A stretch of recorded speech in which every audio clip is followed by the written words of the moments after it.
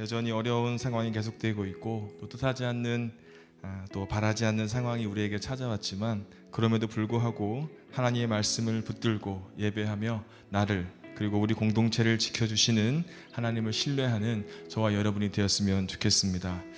우리가 예배를 지키는 것이 아니라 예배가 우리의 삶을 지켜주신다는 말씀을 늘 마음에 새기고 어려울수록 또 힘든 상황일수록 예배를 가까이 하고 예배를 더욱더 지켜나아갈 수 있는 저와 여러분이 되기를, 그래서 승리하는 믿음의 자녀들이 되시기를 주님의 이름으로 축복합니다. 성경이 말씀하고 있는 우리의 정체성은 분명합니다. 그것은 바로 우리는 존귀한 하나님의 자녀라는 것입니다. 한번 따라서 고백해 볼까요? 나는 하나님의 존귀한 자녀이다. 네, 그렇습니다. 우리는요, 하나님의 존귀한 자녀입니다. 하나님은 이 믿음의 고백을 듣기를 원하시고 성경은요, 이 사실을 늘 우리에게 말씀을 하고 있습니다. 이러한 사람들을 성령님께서 지켜주시고 삶의 승리를 위해서 지혜와 능력을 우리에게 허락해 주십니다. 이것을 확신하면서 오늘 믿음의 걸음을 당당하게 또 담대하게 걸어가는 저와 여러분이 되기를 바라고 원하고 기도합니다. 또 한 가지, 에베소서 말씀을 시작하면서 바울이 자기 자신을 뭐라고 이야기하냐면 그리스도의 사도, 즉 보냄을 받은 자라고 자기 정체성을 이야기를 하는 것을 볼 수 있어요. 이것은 또 하나님의 뜻이라고 말합니다. 그렇습니다.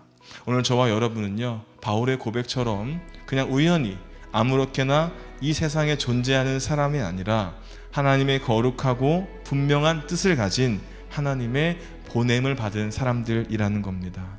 하나님의 큰 영광을 위해서 오늘 나의 공동체, 오늘 나의 이 시간, 오늘 나의 자리에 보냄을 받은 존귀한 사람들인 것입니다.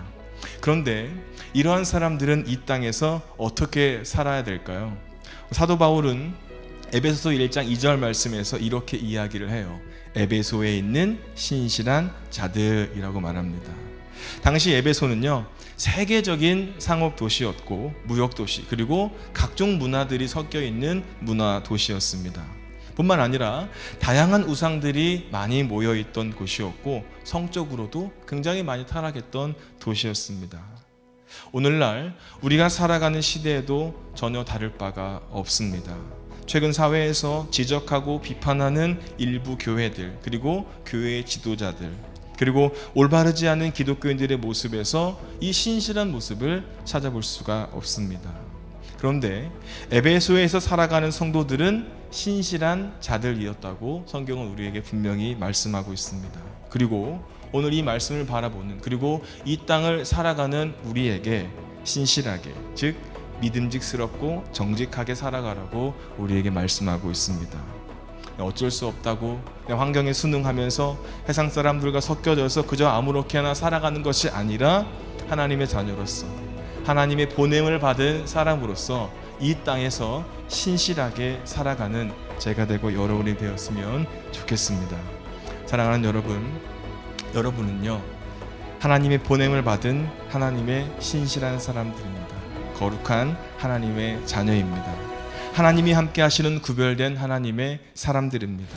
이것을 꼭 기억하고 세상에서 언제 어디에 있든지 간에 신실하게, 믿음직스럽고 정직하게 하나님께 칭찬받는 주님의 자녀가 되시기를, 그래서 이 땅에서 우리를 바라보는 사람들의 신뢰를 회복하고 이 땅에 소망이 되는 교회, 이 땅에 소망이 되는 성도들이 되시기를 주님의 이름으로 축복합니다.